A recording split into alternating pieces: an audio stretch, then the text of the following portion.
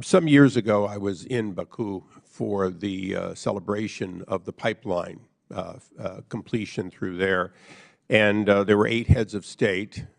Weirdly enough, I was the highest-ranking American, which is a little questionable at how engaged we were. And that tells me, to a certain extent, that it's not new that we say we're engaged, but we then leave it to proxies, and proxies like Turkey and Russia.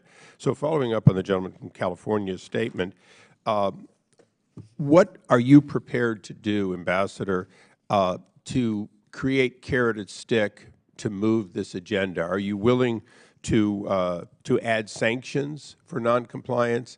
And are you willing to, you said available resources, would you delineate some of the resources you believe you have that could help Armenia be in a position to want to have a settlement and to trust in the settlement?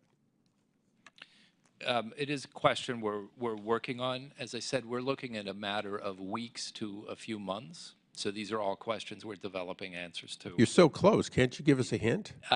Well, perhaps not always in this forum, but I will say there are 2 serious questions also that we're trying to sort through.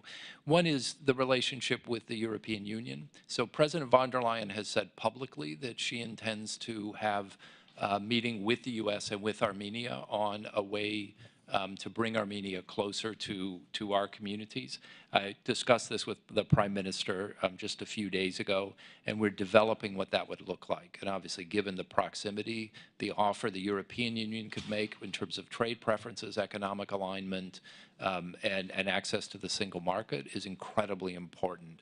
We can assist in that, and that's just another piece, and Dr. Sokolowski can talk about that. The feasibility studies on this transit corridor are actually been funded by AID. So we're in the middle of seeing what kind of economic future there may be.